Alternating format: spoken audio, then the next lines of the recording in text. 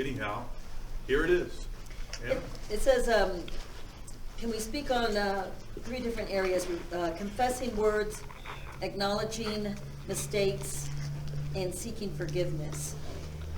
And so when I think about confessing wrongs or acknowledging mistakes, one of the ways, again, that we can really develop intimacy in that and resolve conflict is to acknowledge, and I hope I'm answering this the way the person wanted this, is to acknowledge when we do something wrong. In other words, when you're confessing words, what that means is that you need to go to the person and you say, I did wrong. This is what I did, and be specific. I said this, and that was wrong of me to do that. And I apologize, and please forgive me for this. And being, the general thing is, forgive me for what I did. Okay, well, what did you do? That's a very general thing, and that kind of lets us off the hook, because then we don't have to really acknowledge what it is we did. If you don't know, I can tell you, your spouse will tell you. You don't have to worry about that. They're going to tell you what you did, and you need to acknowledge that and to your spouse and said, I should not have done that. Forgive me for being so insensitive. Forgive me for these words. Forgive me for what seeking that rather than having this general, I'm sorry. Sorry I did that. Sorry I said that. Not that you can't do that, but it helps, again, if the goal is to bring intimacy closer, it helps for you to, not only for your spouse's sake so that they can acknowledge that you know what you did, but also for yourself. That that was not right. That was not a right behavior. That was not right to do to your spouse. And you need to own up to what you're doing, and seek that. So hopefully that's, where that question was going. If not, clarify that for us and all. But I think that's very important in resolving conflict. So before I get to add my 2 cents? Yes, absolutely. Absolutely. Sometimes someone didn't think what they did was wrong. And I don't know if that's where this question was going or not, or if that's where somebody feels that, let's just say that I offend Anna, okay? But I feel like that what I said or did was not wrong, okay? We still got a problem to resolve. So for me to go and, it's harder that way. That does happen in marriage, and it happens in relationships outside of marriage. You do something or you say something, and you don't feel like you did or said anything wrong, but yet an offense was taken up. Okay? Now, some people have a hard time going to somebody else and saying, please forgive me for what I did, when they didn't feel like they did anything wrong to begin with. Has that ever been you? It's true, isn't it? So it's easy on things that are really black and white, but more difficult on things that are not so black and white. Are we together on that? And I bring that up because I don't know where this card came from. Somebody wrote it. But if they feel offended by their spouse or somebody else, a person may feel like, well, what I'm doing is not offensive. I'm just bringing that perspective to the table here, okay? Because that is real and it does exist, okay? Are we together? It doesn't mean that conflict still doesn't have to be resolved, because it does. There is conflict still, but that's a little more challenging to get to, all right, than things that are really black and white. Things that are black and white, please forgive me. All right, like Anna was saying, I acknowledge what I did was wrong.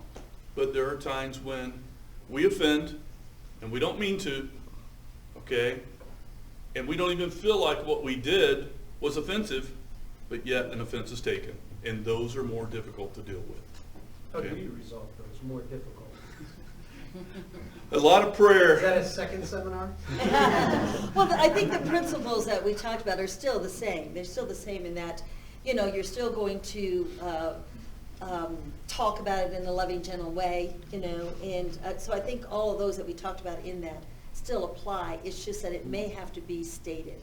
And again, in the example he gave, there are times when Johnny may offend me, and he didn't mean to offend me, and he wasn't, in what he did, he doesn't feel was offensive, but I took up the offense. And sometimes what we do is, he'll say, or I'll say, well, that I have to be the one to say, because he doesn't even know he offended me. Okay, when you did that, that really offended me. You upset me, you hurt my feelings, you did whatever. And he'll say, well, that wasn't my intent. And if you took up the offense, I'm sorry, that was not my intent to do that. And then he goes on to explain, I meant this in this way or whatever. Then I have a choice. I can either say, well, no, it was offensive. And then we're not going to get anywhere. Or say, okay, I accept what you say. You didn't mean to offend me. That wasn't your intent. But I did take up the offense. Now I've got to work through my hurt, and I've got to work through all of that. But I'm not then going to turn it on him and say, well, you did that.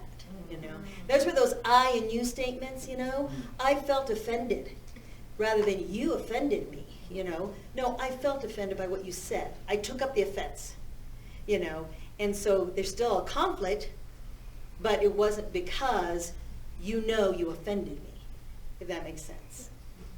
Hopefully that helps. Like I said, it's not that simple. But the other part of that, Rob, is if if what you're doing is offending your spouse or somebody else, okay, and you don't think it's offensive, it may be that you just have to stop, recognize that, hey, I can't do or say or be or whatever because I don't want to be offensive to my spouse, even though you might not feel that what you're doing, saying, or whatever is offensive. You just, out of selflessness and out of love and respect, consider others more important than yourself, There you go. okay, There you go. and not do it. Okay, that's the answer. There you go. Right. But it doesn't mean it's easy, okay? Especially if you're of the mindset that what you're doing or saying or, how you're acting is not offensive. It's really not that. It's not simple at times. But that's the answer. You got to stop. Be selfless.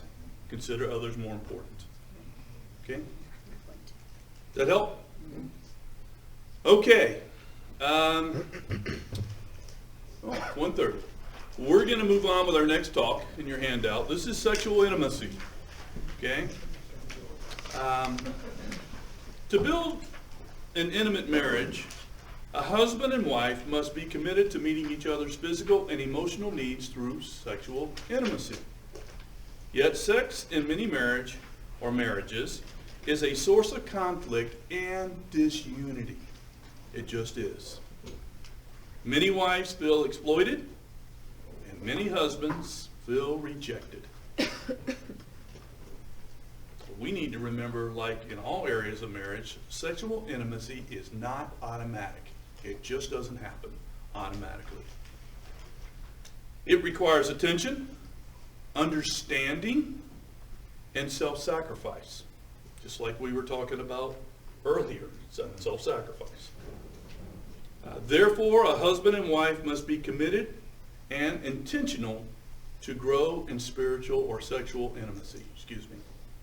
So God designed sex to be a deep and intimate expression of intimacy, not simply a physical act. It's supposed to be a unifying connection whereby each spouse feels loved, desired, and cherished. Sex should draw together our hearts, our soul, and our body. So as we come together physically, we have the opportunity to bond with one another and express our deepest feelings of love and admiration for one another. We can also gain a deeper knowledge and understanding of each other as well by doing so. Now, I want you to keep in mind that sexual relationship will always mirror the larger context of your life. If tension exists in other areas, it's usually going to show up in your sex life. It just will. That's what I meant by that statement earlier. Okay? On the other hand, if you experience intimacy and closeness in your relationship, your sex life may be enhanced. Probably will be enhanced.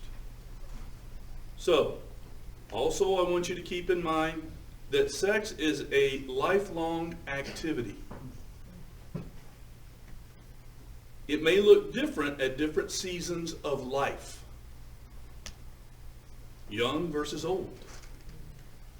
Child rearing versus being empty nesters. Times of stress versus less stressful times. The list can go on and on. At every stage of life, you can experience a satisfying sex life with your spouse if you maintain honesty, transparency, flexibility, open communication, and prayerfulness. Yeah, I said prayerfulness. Okay? So let's look at some ways that we could build sexual intimacy. Letter A says, we build sexual intimacy when we rekindle romance. You know, couples often get stuck in the routine of sex. Where they once experienced romance and excitement, they now find sex to be more routine. What they need is to rekindle up romance. Like any good fire in a fireplace, romance needs some attention. You know, romance should be an everyday practice of your marriage. In fact, it should begin when you wake up in the morning and continue all through the day. So that may mean for husbands that your wife doesn't want you to begin demonstrating a desire for sex a half an hour before you want to have sex. Most wives, not all, but most wives want their husbands to pursue an emotional connection with them way before sex ever occurs. And husbands, your wives want you to know that you're her friend, her confidant, her companion before you engage in wanting sex from her, and as well as her lover. Wives, don't think romance is only for women. Your husband is more romantic than you think he is. He may just need you to take the initiative sometimes and romance him.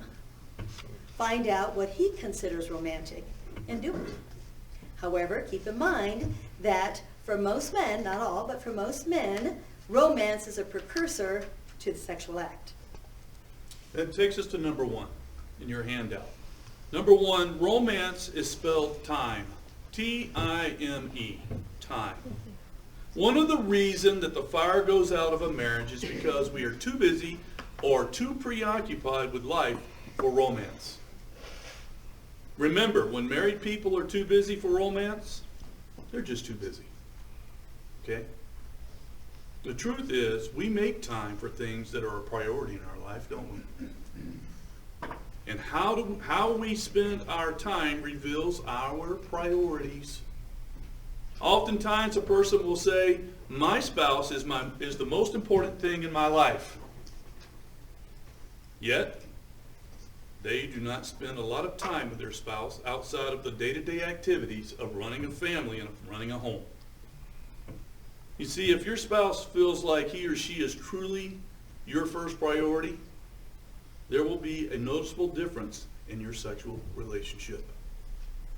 For Anna and I, romance has always been a regular part of our married life. Always. In fact, early in our marriage, we decided to date regularly. We set aside usually one evening, Friday or Saturday night, to spend quality time together. I'm talking about quality time. And when we had 4 small children in our house, this often meant spending just time in our bedroom. All right? One night a week, usually at, like I said, Friday or Saturday. You know, it's interesting. Our children learned from the time they were young to respect our time as parents. We taught them that. You have to teach children that. So when they were small, we would schedule our romantic time together. Usually, when they were real small, it was after they went to bed. That was easy. But as they got older, we put on the latest DVD. Back in the 90s. Maybe we'd get them a pizza or McDonald's. It was a special treat for them because we didn't do fast food like that. And they get to sit in front of the DVD and be together and watch maybe a cartoon or a program that we approved of, a movie that we would approve of. For them, that was a treat. Then we told them that we were going to be in our room for a while and they were not to disturb us. We taught them. It didn't come automatic for them. We had to teach them. They were not to disturb us unless there was an emergency. Somebody got hurt or something was wrong. In fact, I don't know that you guys knew this, but I'm a retired firefighter. So I used to teasingly tell my kids, unless the house is burning down, you better not knock on that door. But if the house is burning down, I need to know about it. Since that time, date night has always been a part of our weekly life. We guard that time. And when I say guard that time, we guard that time and try not to let other commitments crowd it out. So, we want to encourage you as married couples in this room. I know we have some couples that are engaged. We're talking to the married couples. Find a time that works for you. Be creative in finding that time. Maybe it's during the school hour. I don't know what your schedule is, but maybe it is. Maybe it's early morning. Maybe it's late night. Whenever it is, you need to figure it out. And the important thing is to make time for romantic times together as married couples. And teach your children to respect your couple time. So another way we rekindle romance is by understanding and accepting our gender, where there's gender, and personal differences concerning sex. I think you're seeing a theme here. We are different in the way we are as husbands and wives, as people, men and women. And so in order to rekindle that romance, we need to understand that we're different in how we view sex. You know, it's no secret that men and women are wired differently. So we shouldn't be surprised that our sexual responses are different as well. While there are many exceptions to the rule, usually a husband focuses on the physical aspect of intimacy. Seeing, touching, feeling, foreplay, and climax. For a husband, intimacy is spelled S-E-X, sex. In contrast, and again, these are just generalities, a wife focuses on the emotional aspect of intimacy, feeling loved, feeling cared for, appreciated, treated tenderly. So for a wife, intimacy is spelled relationship. Usually a wife needs to feel emotionally close and connected and in harmony with her husband before she can have sex. A man, on the other hand, well, he sees sex as a means to be emotionally close to his wife. In fact, that is the primary way a husband connects to his wife. That's why a husband can be upset with his wife and still want to have sex with her. And after a quarrel, he looks to sex to reconnect and feel close to his wife again, while his wife are looking for words of reconciliation. Ladies, a husband is compartmentalized. You should recognize that. His brain is full of drawers. Each drawer is an aspect of his life. There's a drawer for work. There's a drawer for marriage, one for kids. There's a drawer for finances. There's a drawer for sex as well. And when one drawer is open, the other drawers are closed. Therefore, when the sex drawer is open, a man is single-minded. He will concentrate on that moment to the exclusion of everything else. Now, wife, on the other hand, is holistic. That means all her drawers are joined together and they're all open at the same time. She sees everything connected to everything else. That's why we're good at multitasking. She can talk on the phone while preparing dinner, use hand signals to communicate to her children and her husband, all of that at the same time. And because her drawers are all connected, the kid drawer is opened at the same time as the sex drawer. Thus, she can easily become distracted or change gears if she hears her children 2 floors down or that dripping faucet in the basement. Well, a husband, on the other hand, he wouldn't notice the freight train crashing through his bedroom, would he? He just wouldn't. Because a man is compartmentalized, he can put distractions and moods aside. He's able to do that. He stores them up in the other drawers and closes them and puts all his attention on the sex drawer. A woman finds this very difficult to do. When she's stressed out, when she's sad, when she's focused on something else, she just can't turn off her mind and switch gears so quickly. If her children have a cold and could wake up any moment, she's distracted. If she has 100 things to do before her family comes to visit tomorrow, she's distracted. If she just heard sad or distressing news about something, or if there's a chance someone might hear what's going on. Basically, if she has something on her mind, she'll have a harder time focusing on sex. Well, additionally, sex, well, it's an event for a husband. It just is. It's not an environment. You know, I don't mean to be offensive here, but for men, men can be anywhere, anytime, and any place, and they're ready. Women are not that way. No, for a woman, sex is not an event, it's usually an environment. That means mood and surrounding play a big role.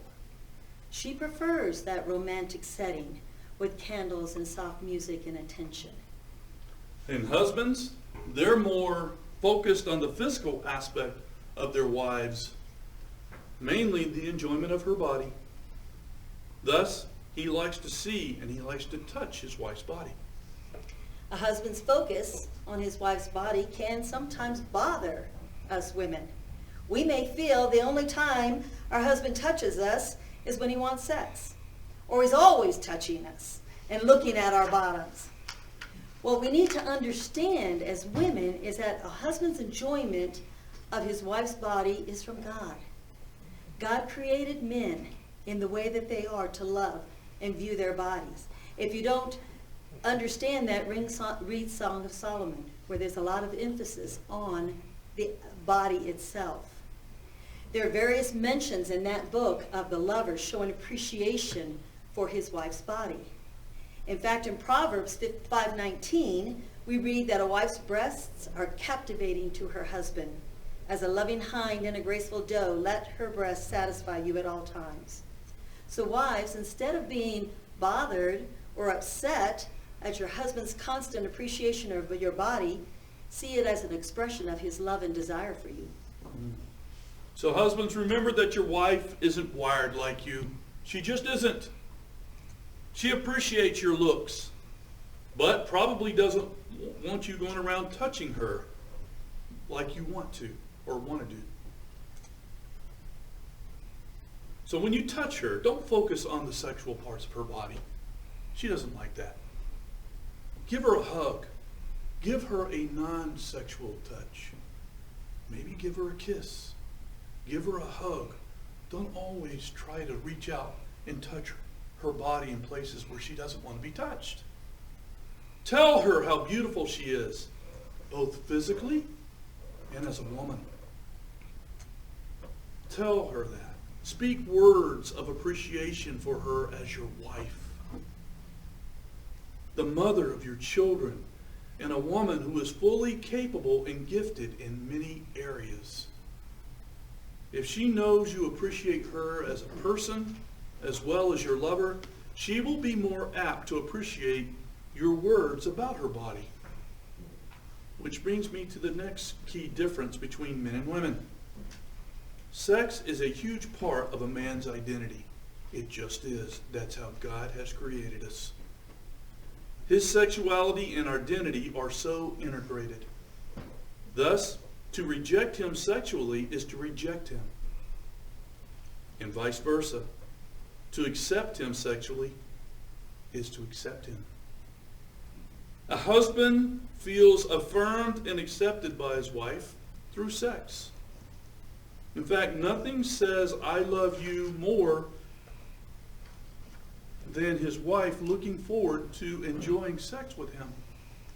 Not so for a wife.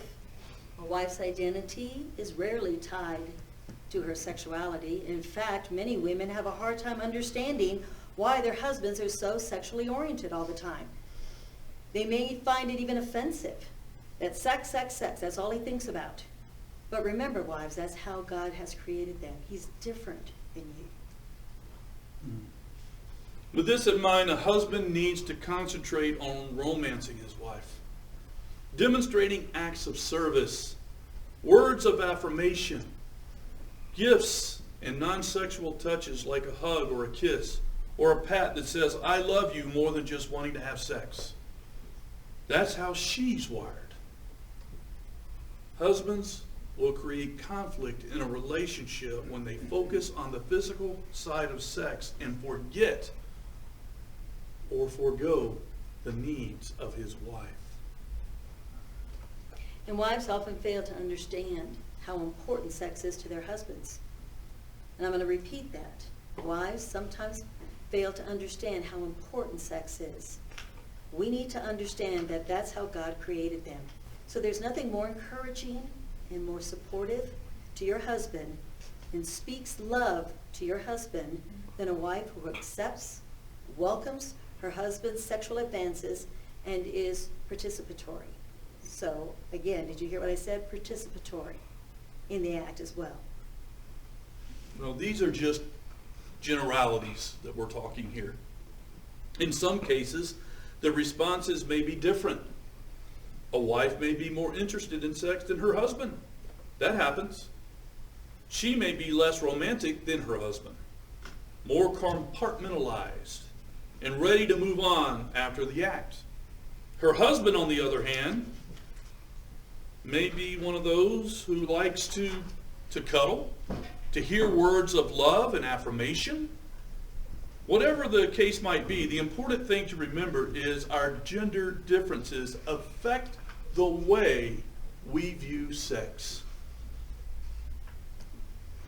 They not only affect the way we view sex and understanding, but they also, that relates to accepting, it makes it hard in accepting our differences.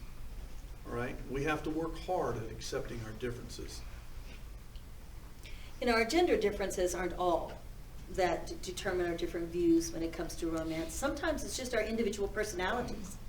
Our individual personalities determine how we will express ourselves. Some individuals are very expressive, while others are shy and introverted. Some love new experiences and they're impulsive, while others like familiarity, practicality. And all of us carry a host of baggage with us. Past disappointments, maybe, rejection, failures, fears, sexual abuse, things that have determined the way we view sex. So if there's unresolved conflict, if there's suppressed anger, if there's hurts, things that go very deep, those will hinder our sexual response. That's why it's so important to keep resolving our conflict in a timely manner and not hold bitterness or resentment against one another. But the bottom line, when it comes to all of this, is that sexual intimacy requires understanding, responding to our differences, and being willing to work through them in order to bring about mutual pleasure for one another. Well, in marriage, we build intimacy when we celebrate sex. The word there is celebrate. As we relate as lovers, as number 1 says. Again, in marriage, we build intimacy when we celebrate sex and relate to one another as lovers. So if you want to build sexual intimacy in your marriage, you need to begin by relating to one another as lovers, not as overtired and stressed out parents. Remember how you were perhaps before you were married. Not that you were having sex, but you had that glow about the person that you fell in love with. You remember that? Well, hopefully you still have it. All right? You're excited to begin or to be together. You know? You want to spend every moment together when you were dating. At least we wanted to spend every moment together. At least I did. How about that? You spent time planning your time together to make it special. And now that you're married, you may find that you rarely touch. You rarely kiss. You rarely cuddle. Unless you're having sex. And even then, you're distracted. My friends, we need to act like lovers as married couples. Lovers that love one another. It's easy for us as parents to be devoted or to devote all of our energy and time to our children or other things, whether that be sports or something else, to the exclusion of our spouse. This is not good for our marriage. It's just not. Again, our children need to understand that we are more than just a mom and dad. They need to recognize that we are a couple, husband and wife. We teach them that. Our commitment to couple time will not only enrich our marriage and strengthen our home, but it will create a healthy model for our children. And I'm going to go off script here just for a second. Our children watch that modeled in our marriage all of their life. They now model that in their relationships with their spouses, and we're so glad they do. Number 2, commit to being physically responsive to your spouse. The word there is responsive. Physical intimacy is part of God's normal plan for marriage, and a husband and wife have a responsibility to meet each other's needs in this area. Notice I said a husband and wife have a responsibility to meet each other's needs in this area. Yet many couples are not responsive to their spouse's sexual desire. They're just not. One reason may be the other spouse has a low or lower sexual libido than you. Or one or the other lacks interest. Could be. Maybe there is an unresolved conflict in the relationship that's the hindrance. There can be a number of reasons why a spouse is not responding sexually to their mate, husband or wife. However, whether they are more or less responsive, it's important to understand that sex is a vital part of a marriage relationship and should be a regular activity in your married life.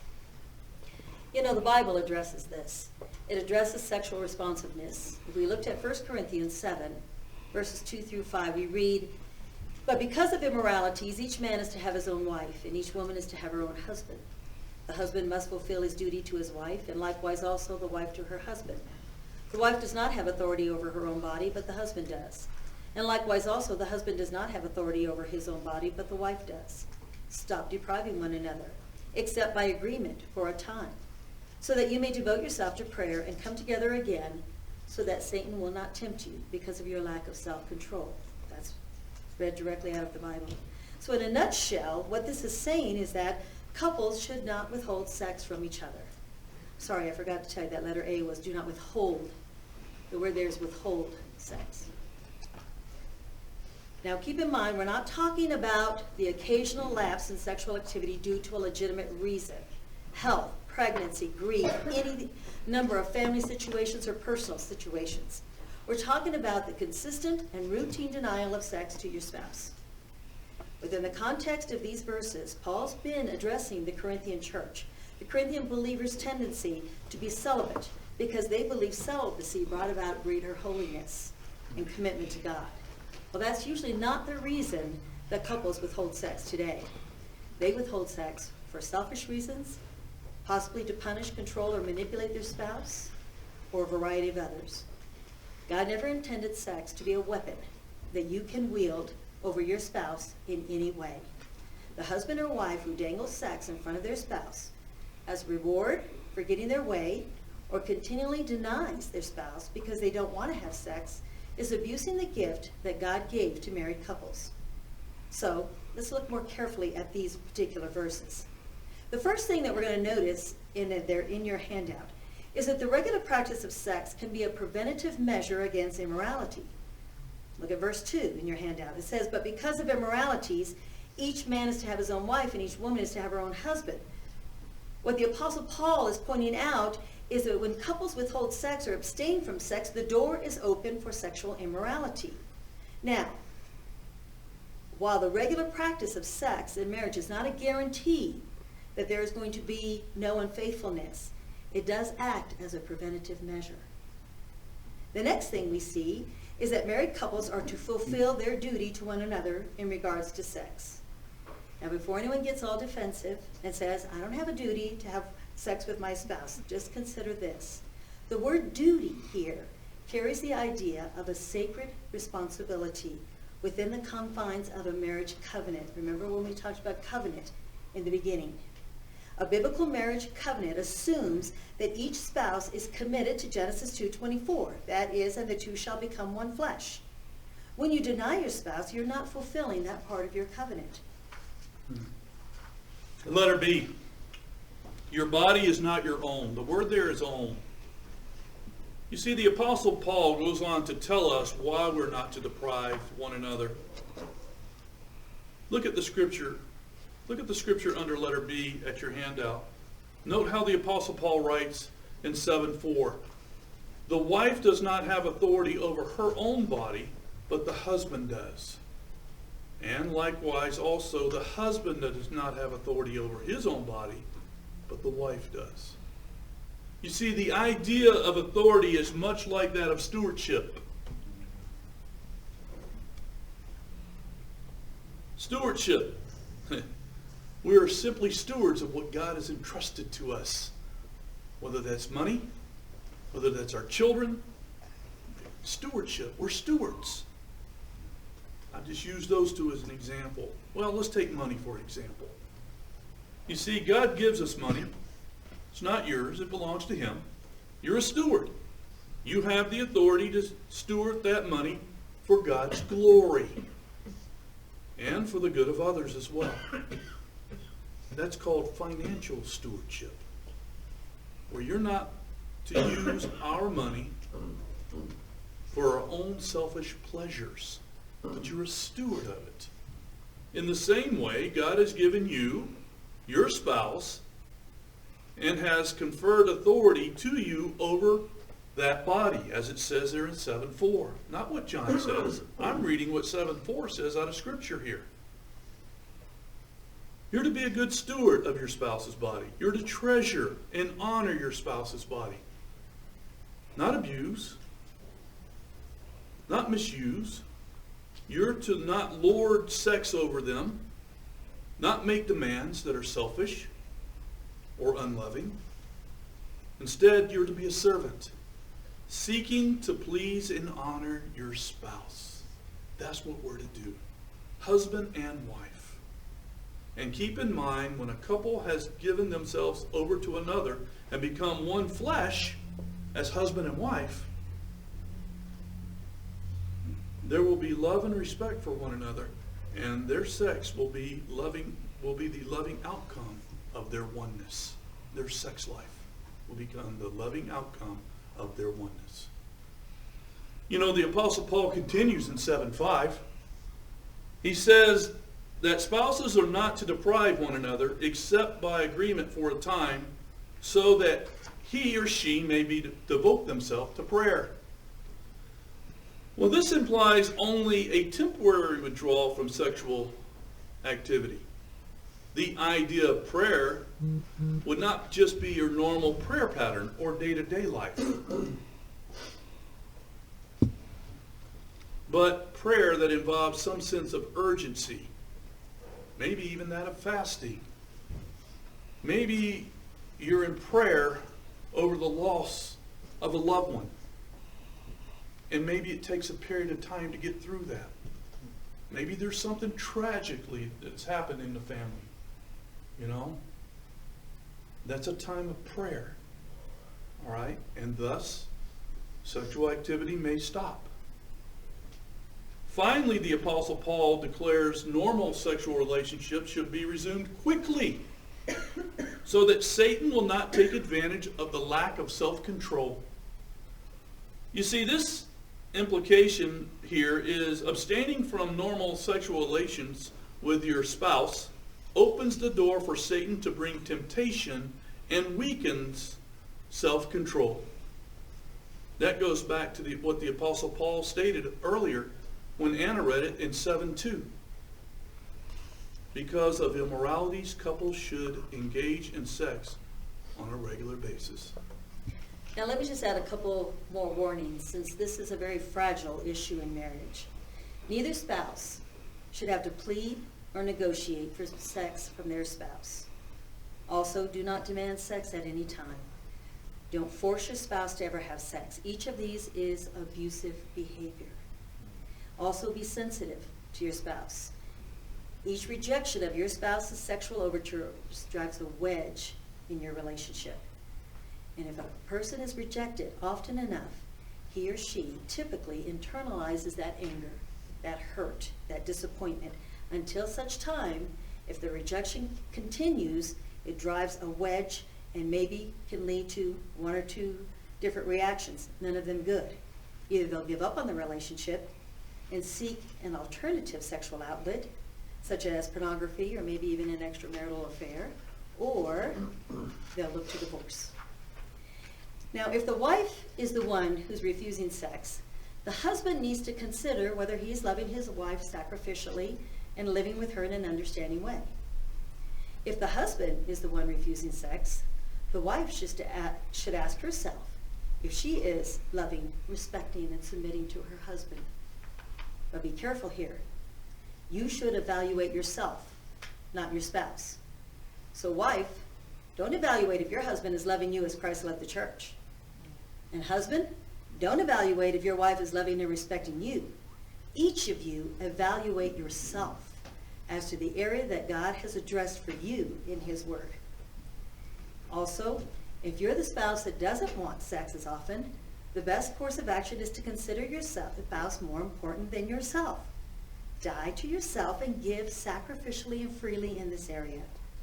If you're the spouse that wants to have sex more often, maybe you need to ease up some, lessen your sexual time together, and give your spouse an opportunity to come to a place where they are in agreement with that. So the important thing to remember is sex is a gift from God to you and your spouse. It is. Your spouse is the only person you can share this time of intimacy with. Therefore, do not deprive one another. Talk openly about this area of your marriage, being sensitive to each other's feelings and each other's needs. Pray. If you need help, seek out a godly couple that can give you counsel and support in this area. Don't let this area fester, because it can lead to resentment, bitterness, and ultimately to isolation. The writer to the book of Hebrews tells us in Hebrews 12:15 to see to it that no bitter root grows up to cause trouble and defile many. So the last way that we can build sexual intimacy is to plan ahead. Plan ahead for sexual intimacy. You might need to schedule time for sex. I know that doesn't sound very romantic. But the reality is, spontaneous time is hard with the demands of work, children, and all the other activities we're involved in. Knowing that romance is on the schedule helps spouses pace their energy, helps them to adjust their time and their attitude. Also, it gives you time to plan romantic times.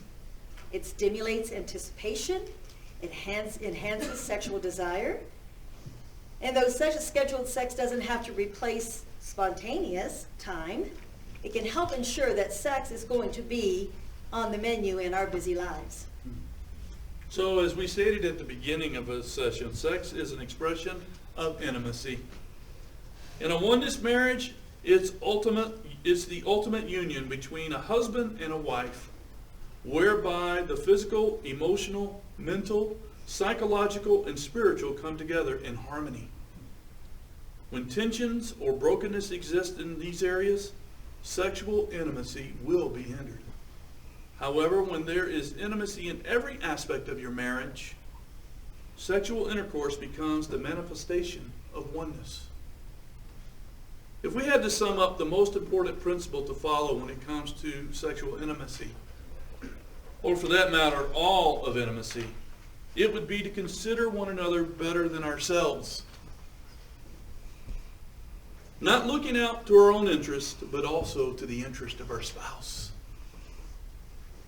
My friends, if both the husband and wife keep this principle as their focus, many of our difficulties in the sexual relationship and in the whole relationship would go more smoothly. So when it comes to sex, seek to please your spouse first and foremost. Die to yourself continually. This attitude will show itself in an improved sexual relationship. All right. That's our conclusion of this talk. What we're going to do now